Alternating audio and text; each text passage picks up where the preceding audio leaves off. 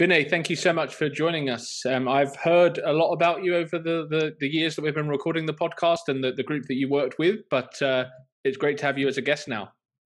Yeah, thanks a lot, Ben. I'm following your all the podcast videos very closely with all different sort of people and their opinions, their expertise. And I'm the one of the guy who inspired from those all those videos. So thanks a lot and keep continuing that good work. Thank you very much. So yeah, you were part of a group of Salesforce aspiring certified technical architects, and I think you're the fourth from that group to be on the podcast. And from what I've heard, it was great to be in a group and to collaborate and share your journey with others. So we'll get on to how you became a CTA and that journey, but. I want to hear first a bit about you before the Salesforce world. What first attracted you to working in IT or pursuing IT as a education and then career? So when I started, okay, means when I was in a 10, 12 years old, okay, I see a lot of big computers. At that time, there was a big boom of having a computers at home and the big screen. But a lot of things pop up on the screen, but was always curious what is behind the scene that make things pop up on the screen. So I still remember the earlier games like a Dave, Prince 2, all those kind of games I used to play, but how those things are actually made behind the scene. And I was having that kind of a curiosity. And since childhood, I was actually into the kind of a engineering things. I used to like that one very much. Not necessarily the computer, but in every engineering aspect of that one. So always having a curious what happens. So when time to join the engineering in the university, the first choice was always the computer around that one. So that's where I started my computer engineering from Mumbai University in India. And later on, okay, once I finished that one, I joined another advanced computing school that is very famous, the premier school for software that is called CDAC, which is kind of a military training for software guys. So what they do in a 6 months, they will you put you on learning C, C++, complete foundation of database concept, .NET, C Sharp, J2E, all kind of stuff. So after 6 months, you know almost your foundation is almost complete with the C and C++. Those are the important languages still being used right now, but also the all other new stuff like a .NET and a J2E stuff. So basically, if you ask me when I'm working on Apex stuff or something other language, because your foundation is very strong behind the scene, you just changing the syntax in a different language. So that's where it got started, and then later on I joined the product based companies later on actually to join the working on the product development as such. So that's where it got started around that. So what was that when you went into product development? Were you developing, and were you like a straight up engineer back then? Was that you kind of broadly across multiple languages, or were you focusing on C and the languages that you'd learned?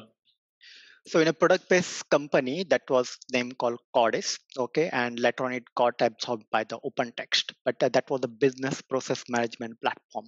And at that point, it was very hot, almost 10, 15 years back around that one.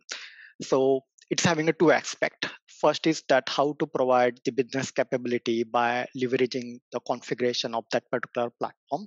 So we also used to have a Java plus JavaScripts and all those kind of languages behind the scene.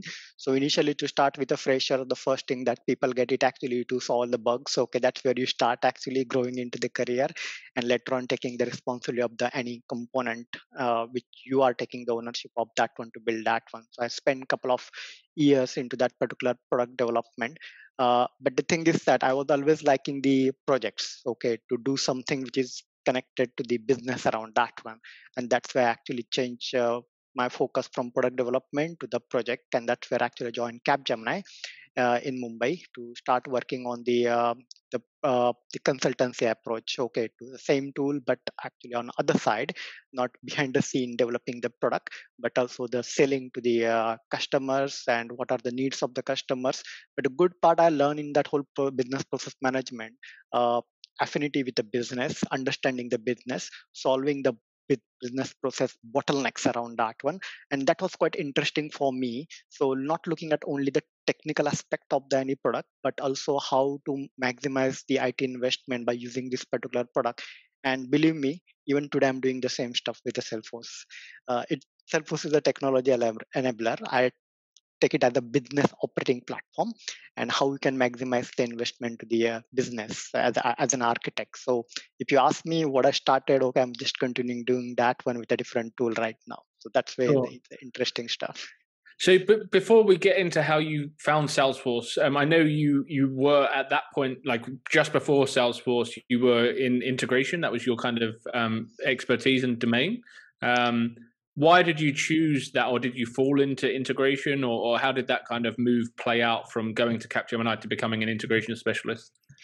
So when I was working on a business process management, the one of the stuff is that your business process goes across different systems, right? And that's where the integration comes very, very important. So one of the business process might be into the application A, in application B is holding the another part of the business process, and with the business process orchestration layer, you are bringing them all together around that one. So during that whole business process management, I was also working with a lot of different softwares to integrate with the business process management platform around that one. And that's where my interest grew into the whole integration stuff around that one, especially different protocols, a different way of each application. Some application quite rigid in terms of not even providing a web service, so database connectivity. Some applications are having API affinities, so all different kind of a flavors that comes in over there. And that's actually attract me towards the whole integration area aspects, looking at the particular application. The good thing during that whole integration architecture stuff which I did, I saw a lot of different applications in my life, from HR system to the ERP system, finance system, the supply chain management system, the master data management, customer products. And the good part is that it's actually allow you to go scale up at enterprise level. You are not something which is not known, that the system that you touch in your career on that one. So that is a Sure. very interesting part I face while doing the integration. Yeah, nice. And then, how did you then discover Salesforce? And having seen so many different applications, did you immediately love the look and feel and functionality, and I guess the scope of what Salesforce enabled? So it is an interesting story. So one of when I as an integration specialist, okay, one of the system that you need to integrate with the Salesforce, okay, and that's where it got started actually. And I was working with the Salesforce architect within that team, and I was not aware of that one. That after 1 year, I will be taking that role in the company. Okay, so it was just like a Salesforce is any other application I want to integrate, and I'm also having a responsibility to the data migration of the 6 million. Users around that one, because we are first time inducting the whole service cloud implementations into the ecosystem. So that was interesting, and never thought of actually I will touch to Salesforce. But during that whole integration, then I found out for migration what are the implications in a Salesforce, okay, that you need to think about around migration, the best practices around that one. Later on for integration, what kind of API support Salesforce provides, how that whole session management works around that kind of stuff. So I learned during that one. And interestingly, one of the topic that lot of scary topic actually within a Salesforce, because in this whole Salesforce community, we decided to use the Salesforce as the identity provider, and a lot of different 4 or 5 applications need to connect it. So even identity management got covered during that when I was responsible for delivering that part of the stuff. So without thinking, I will be venturing into the Salesforce. I finished that project. Okay, almost it took 1 year actually, without knowing that I'm doing something in a Salesforce.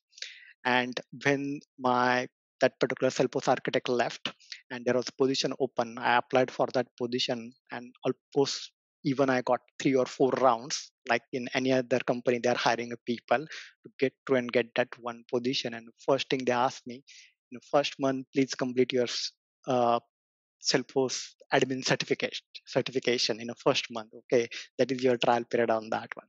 So I finished that one interestingly and directly at the architect position within this particular company. So that's very interesting stuff for me actually, and also the organization where uh, Canon. Europe, by the way, and that allow to have such kind of a possibilities to be open up for people that they can go in architect position. But the big difference is that Ben, that I was already having a 15 to 17 year of experience working at enterprise scales. That is a little bit different, which brings the flavor to the architect position. And then I was working with all other different peers within the team to understand the solution designs in details around that one. So that's little bit different journey got started around that one. First 6 months after doing that admin certification, I haven't done any certification. I just went to understand how the business operates and using the Salesforce platform. That was the only one thing actually I was doing for next 6 months, just to take observation how the business is using that system, understanding the business affinity of the whole Salesforce platform. No technical stuff, just going into that business part of the scenario.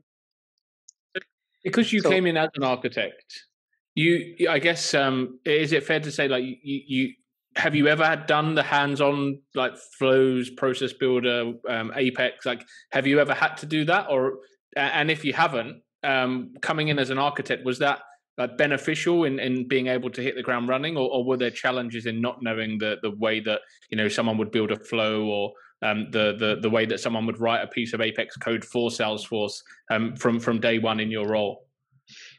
it's a very interesting question. The first of all, frankly speaking, till that particular position I joined, okay, I didn't write a single line of Apex code.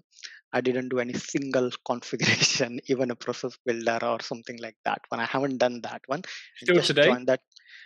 I do now, but it is for the POC and all that, because of course it has to go with the normal source-driven developments and everything and all that. And I don't Sure. manage that kind of stuff right now. It doesn't mean that I can't do that one, but there are a lot of other people actually in the team who takes care of that one. I will come back actually what exactly I do actually in the architect role in 2 minutes. But frankly speaking, that didn't stop me in terms of actually undertaking that architect role, because there are two aspects of my role. First is that whatever the Salesforce implementation that you are doing, how it fits into the entire landscape of the IT, okay, and how that fits along with the other different technology like Azure, AWS, your ERP systems, your supply management systems. So that's the one aspect of the looking at the architecture. And the second one, within a Salesforce, what are the different components required for you to accomplish that particular business requirement as such around that one. So I was looking these two sides around that one, and I was also getting help from the designers, okay, to go into that one. But later on I know that of course I need to go one level down. So then after 1 year, okay, I started also picking up my certification as much as possible to get hold more and more on a Salesforce platform, so that I'm not relying on other people around that one. But it's also around the help from other people, but also your own initiative to go deep into the each and every certification to gain a knowledge around that particular area to get rid of that particular dependency. Then I came to know where to use the Apex, where to use the flow, where to use the process builders. Then later on I was able to guide the team, okay, no, from the larger picture point of view, this is the left, this is the right decision, or right might be another, might not be right stuff to do around that one. So giving the direction, it comes with a knowledge. So gaining the Salesforce knowledge is through certification. It really helps me around that part. So if you ask me, okay, not having a knowledge, okay, of course it's having a disadvantage to start with, but it's a good thing that you are not looking for all the solution in a Salesforce ecosystem. Normally people Salesforce ecosystem people do that one, every solution, yeah, do it with the Apex or do it with the something else, but also leave it to the some other system. Might be that system might be the best of breed system to do that particular task. Okay, and that's where my role comes in, to decide is this the right thing to do it in a Salesforce or not, and if we do that one, how much far we can go to maintain that solution, right? So it helps actually having a broader experience with all other system, and later on going into specific of the Salesforce, what exactly need to be done that one. So I would say it's a pros and cons on both side of the world. I think it's about everyone how they manage that. Yeah, definitely. So I guess you can't really be a Salesforce architect unless you do gain that knowledge and that depth of experience. But it goes to show that it can be done, in that if you've got the willingness and desire to learn, having the broader IT architecture experience actually positions you quite nicely to be a Salesforce architect.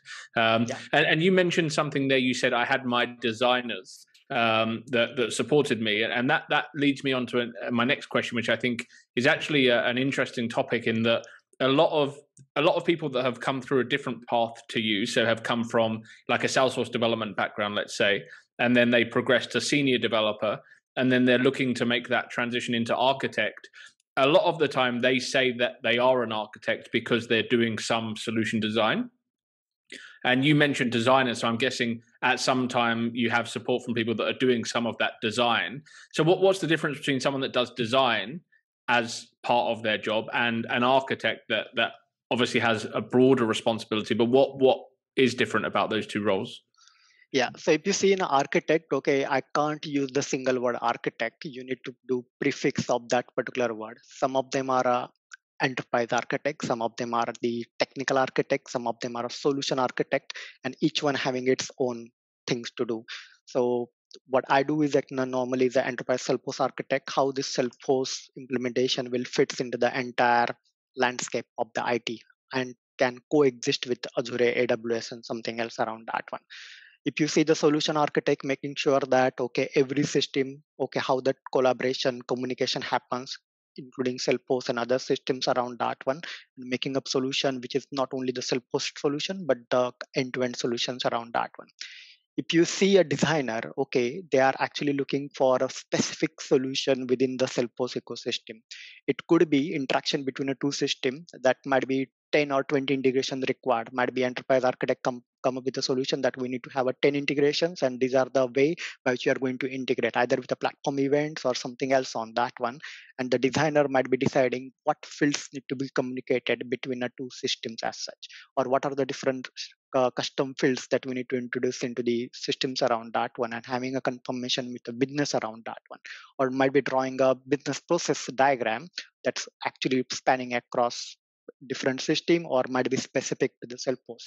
The way I see it, the Salesforce designer, of course, they need to move into the architect role. So I would strongly advise those people actually to have a be in a contact with the architect, regular call with them, try to understand the thinking process to get into that particular architect role, because the designer, of course, they are the future architects. So we also need to make sure that they will get a right mentorships around that one and move the transition to the thinking process, getting the helicopter view of the landscape. Let me put it actually that way.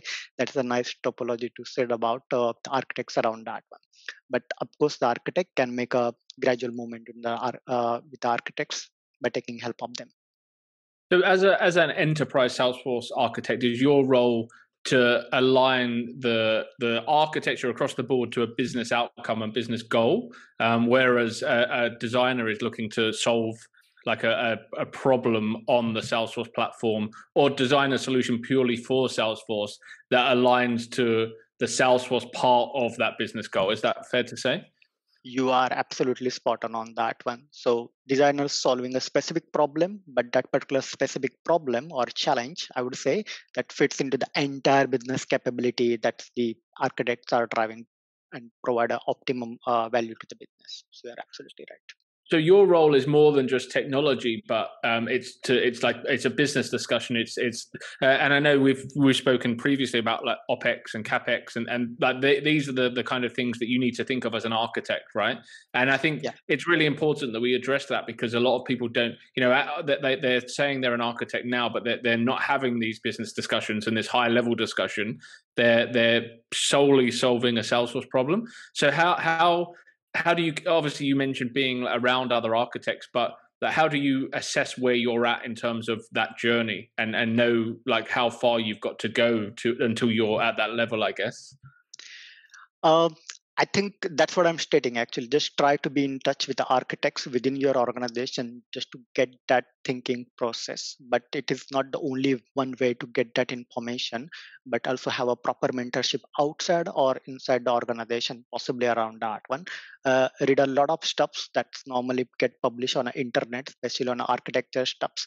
Understand the concept that you just mentioned, the capex and opex. When you have a opex, you have a lot of licensing impact. Is that licensing fee your organization is willing to pay for every year around that one? Don't know. That's something need to be figured out around that one. The capex, what is the initial project cost? Is it the cost that is going to span across multiple years, or it's cost that you are actually going to spend in a particular year around that one? Another few words, important one, return of investment, very important one. uh, what is the business, if they are willing to spend few millions, okay, in how many years we are going to do the catch up with that particular investment around that one, break even, and when we are actually going into the profitable states around that one. So normally what happen when the people finish the project, okay, they open up the champagne, but the real value of that particular project, it's after 1 year go live, assess that project and check is it really providing a value or not, and that's the right moment to open up your champagne. Okay, that's what I feel around that one. So for all those people, just learn those concepts, the capex, opex, return of investment. Important thing, talk to the business heavily, ask the question why many times, why we are going to do that one. If you go in a supermarket, just check on the things, actually different things happening in a supermarket might be something it's connected to the IT behind the scene. So it's a thinking process wherever you go, actually how the things work behind the scene, what is the business rationale around that one. A lot of startup opening up, actually what is the business rationale around that opening up those startups. If you have that business mindset, then it become easy. And another interesting thing, when we are doing a job, I'm doing a job, I'm taking a salary from my company, they're giving me salary, but what they're doing essentially, they are actually giving me their own portfolio of money. Take this money and invest something, and my job, why I'm taking a salary, to make sure those investment get fruitful for the company, and business and company is making money out of that one. Okay, it's a little bit a weird concept, okay, but that's where I see it. Actually, I'm holding just part of our company, this is the money, and I'm just using it on an IT system, maximize the IT investment to give a benefit back to the company. So I'm actually using my brain as a businessman, but the only thing is that money is not mine; it's the company money. That's the Yeah. difference. Yeah, I mean, I think that concept of return on investment is like that's why businesses spend money, right? They're not spending money just because they're making money and they need to spend it. They're spending money to gain a return on that investment in the future. And I also that's a line I often tell people when they're looking for crazy salaries, right? Because actually, you know, the company is expecting a return on the investment that they put in, and if your salary is exceptionally high, then the return on that investment is also needing to be exceptionally high for that to make business sense. And I had a conversation this week also back on the topic of the business goal. And I think a lot of the person I was speaking to was saying that it's so easy. You start these projects and you know, there's a vision and there's a goal, but it's so easy to forget what that vision and goal is along the ride, and you start focusing on a component of a project, and you know, is that actually what the user wants, and does that tie into the big overall goal of why this project was started in the beginning? And I guess that's your role as an architect to make sure that is continuing to align, and that vision is kind of maintained throughout, right? Yes, indeed. That's the main role of architect. Okay. And I think the architect is the first person who is actually bridging the business and IT to different teams around that one. The business vision translating into the IT architecture, that is a scalable one. You also talk very important point about higher salary, but that's where actually the architect also need to provide a value. For an example, there should not be duplication of the capability. For an example, a survey. If your organization already having a survey capability, you should not induct a new tooling and all that. You should try to leverage that one. So by guiding the whole IT team that okay, we can leverage this tool, we are already saving the investment that somebody might be doing in investing a new survey tool around that one. That's a cost saving. Okay, that comes in the picture. So it's not about the capability, but not about duplicating the capabilities within the organization. That's very important stuff. Yeah, I guess it's not just about doing fun projects the whole time. It's about making sure that you're not necessarily or unnecessarily spending money on things that are already within the realms of possibility from the solutions that you have. Yeah, and also with respect to the Salesforce, providing a lot of different API connectivity integration capability, sometimes it makes quite easy around that one. Of course, this rule is not applicable for every organization. Some organizations are bigger, they have a bigger footprints of the different applications. Some organizations are smaller, might be Apex Edge, might be a quick change for them within their system. So that's fine. So you need to find out a balance. Okay, what is good for organization. Sure. So why CTA? Why was that? Why did that become important to you? First of all, I was not knowing the CTA till I joined the first Trailhead DX in 2018 in March or April. I went there to attend the boot camp for the architects, and at that point, the system and application, it was a one combined boot camp. And I still remember Chuck was the trainer, and he started asking question. How many certification you people are having? I started with the one. I raised my hand. Then I two, of course, I was having only one. So I sat back. Then later on, number started with the 2, 3, 4 till it went to 22. And there are a couple of people with the 22 certification. I said, okay, this is something crazy happening over here. I'm not belonging to this people around that one. And at first time I came to know during that boot camp, something like a CTA does exist.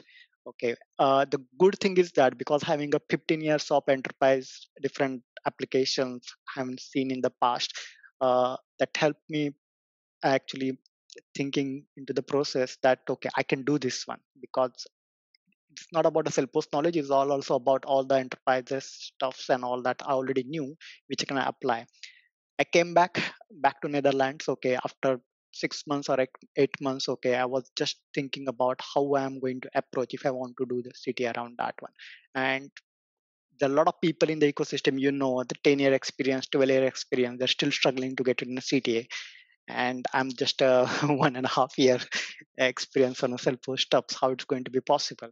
But then I decided the good part happened to me is that when I decided to start my certification study, the goal was very clear.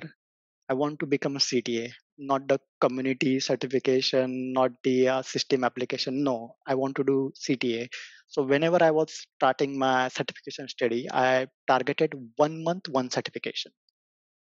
And I started in December 2018 around that one, the community. I still remember actually that's a certification. But one thing I was doing the certification for my knowledge gaining, and I was writing down the notes which I want to read during my CTA preparation. So I was not preparing just because I want to put it on a LinkedIn post. I would have done the community. No, I was doing something else. I was preparing for the long-term goal around that one. So in a 2019, I did almost 13 certification, including system and application architect. So it was on target, 1 month, one certification done. And then I was preparing for the CTA later on. I was already having a lot of notes gathered together. But the one thing is that in a Salesforce is so fast moving platform, a lot of really this new stuff comes in, so you need to keep in touch with that one. So in 2019 I joined FlowRepublic, and that's where guidance of Sebastian to start the journey of going into the CTA stuffs around that one. And I think I took the exam. I was actually waiting for the exam to be done last year itself. I didn't get a slot, so that was it got postponed. So in April I gave an exam this year. How important? So you had the obviously FlowRepublic, but then the side work that you did outside of the core FlowRepublic course with like Johan and Jakob and Bibu and having that network and the collaboration. Like how much value did you put on that? A lot, and a massive, I would say. The FlowRepublic is the way by which I got introduced to Johan, Jakob, and Vibu, my study partners.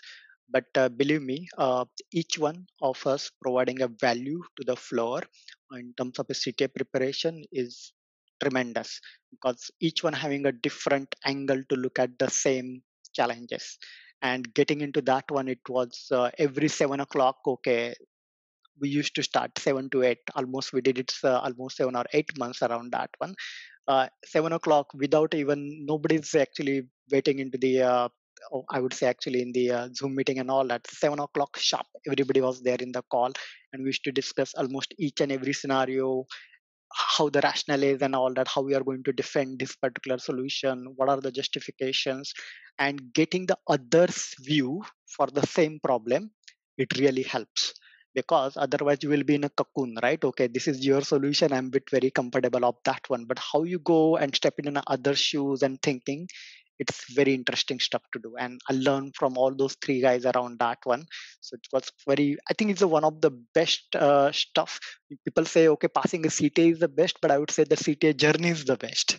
And doing this kind of stuff was quite interesting. I learn a lot, and everyone should follow that suit and take the help of all of the different peers. Make sure that your speed of learning is matching with other people. Otherwise, you will have a little bit frictions around that one.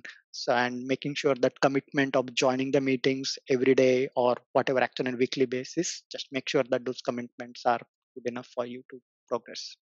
But it keeps you accountable as well, right? Because I mean, I can imagine knowing the other three guys that you were going through it with, like they were very dedicated and you were very dedicated. So no one's standards would ever drop because you're accountable to each other to continue and progress. So I guess it's about finding people with the same level of drive and motivation as you, because if someone else doesn't have it, then it's not going to work. Yeah, you are right. And one more thing, I was the last one in that pack to go for a CTA review board, but these guys were actually taking my review board still at the start of this particular year to help me, because they know I'm the only one and they don't want me to let be behind actually. So they were Wow. actually taking hard, actually taking their own time even after they finished their CTA to help me in getting into the preparation of the CTA review board. I still remember in the last 1 month, I took a before CTA review board, I took a holiday. I asked my boss, okay, I need off. And last year I didn't take any off. So I was having a lot of holidays to be taken. And in that almost 1 month, I took almost 15 different mocks. So almost once in 2 days, I was doing a mock. It's a Wow. little bit crazy. Nobody should not do that one. I would strongly advise, okay, because sitting at one place for 6 or 7 hours is not easy to do that kind of stuff. Don't do that one. That would be my advice. But I was so keen. By my other three peers already passed CTA. I just don't want to left behind. So that's the stuff. Okay, it was an interesting journey for me. Yeah, for sure. And you, as it stands today, you've only ever worked in one Salesforce environment, right? Yeah. Um, was that did that detract from your chances? And I know obviously you passed, so like if it did, then it's still incredible that you went ahead and passed. But would it have been easier for you if you had experienced multiple different Salesforce environments? It would have been, but in CTA, I did almost 30 plus scenario. And one thing I noticed, every scenario or every company having their own identity, they're having their own integration platform, ERP systems, and then I realized what I am actually taking ownership right now from architecture point of view, the same setup, more or less, most of the organization is having. For an example, starting the journey with the interaction studio, for an example, okay, or for an example, marketing cloud and ending come into the service cloud, especially in the B2C area. And if you see from a B2B area, it's starting from the leads, okay, from a different angles or from a different channels, omni channels, and going back into the opportunity codes and later on moving into the ERP systems around that one. And if you see the most of the scenario almost having the same kind of stuffs around that one. And most of the organization also work on the same different stuff. The only thing is that their ERP systems might be a little bit different compared to this one. The reason is that because they have different capability that is required, that is specific to that particular business around that one. So if you ask me, it would have been a very helpful if I would have that experience. But nevertheless, I was having a not one, actually the two implementation, because we have a two implementation, one for B2B and one for B2C. So it actually helped me to getting to know both side of the world. So I was not only stuck with the B2B side of the world or not stuck with the B2C, but both end to end. That really helped me. But surely it would have been helpful if I would have worked on a multiple implementation of the Salesforce. Because I guess you're in your current role, your current organization, you're limited to the products that they use from a Salesforce perspective. So, would the only real benefit have been that you might have been exposed to more products? Not really. The CTA exam is not about exposing to the multiple products. It's all about the justification of using a right product. So in my current role, normally people comes in the solution design of the approach, but also I'm taking care of the one of the guy who is making a decision making about selecting a products. So in my 3 or 4 year experience of Salesforce, I'm also very instrumental in a selection of multiple App Exchange products within the company, as well as the selection of the Salesforce product itself around that one. And then I also look at the other products. Okay, then I come to know the comparisons based upon a capability that we would like to have it over there. So normally consultancy company comes in a picture when the product gets selected. I'm one step before that one. Why the one of the product gets selected? It could be Salesforce or it could be something else around that one at an enterprise level. So that helped me to understand the business capability around that one. So that's really opening up the helicopter view of the enterprise where we need to induct that particular product or not. And that really helped me. And having experience of both B2B and B2C really helped, because most of the CTA scenarios are combination of both of them. So that really helped, not sticking into the B2B or not sticking up into the B2C. That's really the important one for me to get into that. And I know one of the angles that you feel really helped with your success with becoming a CTA was your productivity and time management. So how do you approach productivity and time management in such a big, daunting task of becoming a CTA? Uh, First of all, no Netflix, no Amazon Prime. Okay, that's the first law. Okay, that I follow. So literally, I haven't watched a single movie on a Netflix or Amazon Prime for almost 1.5 years. No way. I said, okay, I'm not going to spend time on those. It's not like all movies are bad, but I don't want to spend time on that one. That's the first thing. The second thing, normally on a YouTube you get a lot of recommendations and all that. So on a Chrome browser I have a nice plugin to stop me getting a recommendation, but I use YouTube for watching a specific Salesforce related video like AppXR or something else. Okay, I used to watch that one. That is required, but no more recommendation. Thank you, Google. Okay, so I said no for that one. Also for a browsing on the internet, I used to have a kind of extension in a Chrome that I'm not going to see few of the sites more than 10 minutes per day. So complete stop around that one, because I just want to spend more time on a Salesforce related CTA study around that one. And another thing is that I used to have a calendar of almost 8 months in advance what I'm going to do in each month, which certification I want to follow, and which for this particular certification I have to spend 30% of time in planning, and 70% is the execution around that one. And while execution in a planning, I used to decide give me target of 120% target. I know this is not going to be finished 120%, but even if I degrade with a 20%, I'm achieving 100%. So it's a little bit a different way of thinking, but that's the way I did it. For an example, for CTA exam, 1 month before the 15 mocks I did, I planned those 3 months in advance with the different set of group of people I'd like to have it, because I want to have a similar setup where 3 CTAs or 3 people uh, asking me questions around that one. So I did that whole calendar booking 3 months in advance when I got to know the date in January around that one. So the planning is very important for me, what I'm going to do. So even today, I know what is my plan for a next week.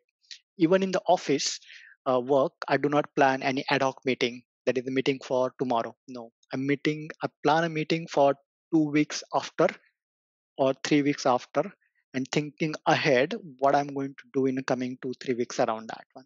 So a little bit more productivity stuff, and also watch a lot of YouTube video on productivity from a different YouTubers, which talks about which app you should use, like a Quizlets I was using for a CTA preparation, and still last moment only the hitting to the right points. Okay, what you need to speak about, precise, concise, and seconds around the whole terminology of the words and all those kind of stuff.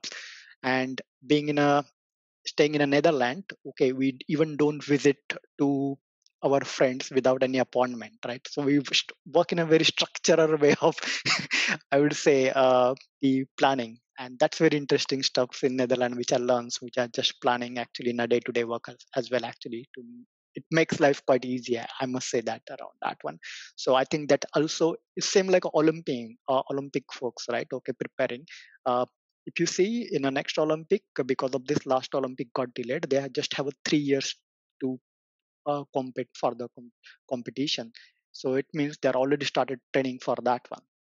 So I'm not Olympic. I'm not going to be Olympian, but just taking the little bit of inspiration from those people, how these guys are going to prepare. So if you just put that one in your calendar, I think it works. That's the way I work actually. I'm not giving a rocket science example, but it is about putting yourself into the boundary of the things what you want to do and structurally need to be done. I could really learn from that because I'm terrible at booking meetings like for like let's catch up on a call now or let's catch up on a call tomorrow. You would hate to work with me, I'm sure. So you've done your TOGAF certification as well. Is that something you recommend for Salesforce professionals, and how does that kind of align and fit into what happens in the world of Salesforce? If you are targeting your architecture stuff at the enterprise level in future, then I would strongly recommend to do a TOGAF or a Jackman. It is not necessarily to do that TOGAF, because there are a lot of other different enterprise level methodological such kind of frameworks are available. But the TOGAF is one of the famous from the open group around that one. So the TOGAF gives a little bit of structure. Okay, now the planning we talked about, now this is about the structuring, right? So in a TOGAF, we also have the different kind of a set of architecture, like a business architecture, technology architecture, application architecture, and data architecture. So in a business architecture, you can think about which business lines you are providing this particular capability around that one. And if you just translate into the Salesforce side of the world, okay, because of this, do we have a data sharing between this particular business units or not? Then you might be also thinking about your org strategy possibly around that one. You need a single org or multiple org. Is it geographical stuff that comes in or not? If you go with the data architecture, you need to think about also the GDPR regulations, your data archiving strategy possibly around that one, how your data model will look like around that one. If you map it to the Salesforce, you know it. The sales and service data models are there. Archiving strategy might be required app exchange, or might be you can use the on-premise stuffs around that one. So it provide a little bit of framework for your thinking. So basically, when I do architecture for any project, I have kind of a bucket list. Of course, some things are very specific to the project, but there's some bucket list of the things to be checked, especially when I'm actually handling the system, which is applicable for the Ireland towards the United Arab Emirates. That's my whole periphery of the system that I normally architect. So I also need to think about the languages, GDPRs, any compliance steps, security steps. So those are the things that you get it actually, okay, which you need to think about the different aspect for a particular project when you are working at the enterprise level around that one. If you talk about the application architecture, which are the different applications that we are going to use, which are the best of breed. Salesforce is the best of breed in a sales service, but what are the other applications you are going to think about that one? And when you're about thinking about the technology architecture, you are thinking about infrastructure, the integration that is required. One of the important things that technical guys do not think or do not take seriously, okay, I would say, is the business change. You deliver a project, but is that business is able to digest that particular delivery? Means how we are going to do the onboarding process for the new customers, how we are going to train the internal people around that one. Are we doing a rollout by countries? So even the business change is a very important aspect also that TOGAF framework teaches you to take care of that one. Do you require additional people to be hired to do the, for example, administration of the new system that you are going to put it over there? So it is also impact also on the HR, right? Okay, the new people you need to hire, you need to put a set up aside a salary for them. So that's where the new position get open up in a typical in a company, just to give a little bit of glimpse of that one. So those thinking that originate from that whole framework.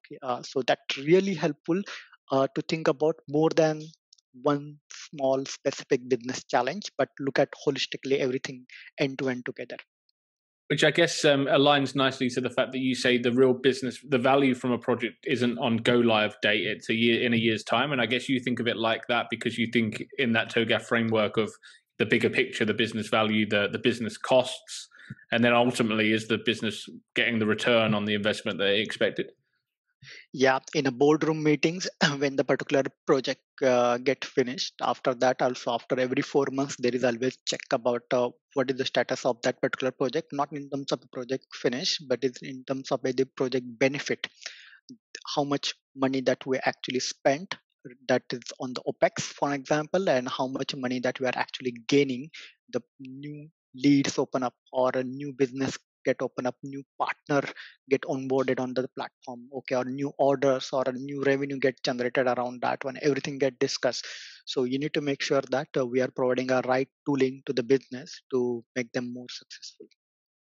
Nice. And finally, I know you're in the process of releasing a blog. So where will people be able to find that, and what are you hoping to, what value are you hoping to share, and knowledge, I guess, to share with other people in the ecosystem? The one thing I like about Salesforce is about sharing and caring. So when I was doing my CTA study, a lot of people helped me, and I think it's time for me to give them back. And I really like that Ohana culture and trailblazer culture of Salesforce. So I'm creating a blog right now. It's still in a kind of incubation around that one. Is the forceenterprisearchitect.com. Uh, might be I can give you the proper name with right spell, and you can put it later on the Sure. post. And the main aim of this particular blog is for people who are thinking more at enterprise level. what kind of a different strategy you need to think about. For an example, one of the topic that you just touched is regarding the TOGAF. So in a TOGAF, there are different phases, ADM cycles. So what are the things that you need to consider for a Salesforce implementation? If you're thinking about AppExchange, buying AppExchange product, what are the things that you need to consider while buying an AppExchange product as such?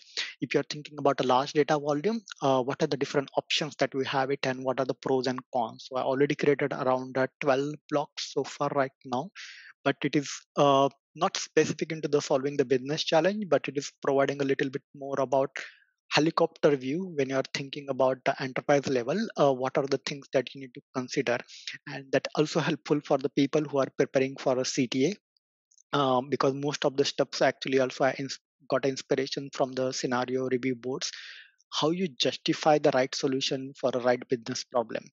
And that's where actually I try to put a little bit more steps around that one. One of the my favorite one is actually the org strategy, how you devise your org strategy. Okay, because normally people join the project when the org strategy has already been defined, but there is one phase before that one that you really decide your org strategy based upon your how your business is there right now, in the different business units, data volumes, geographical stuffs, and all that.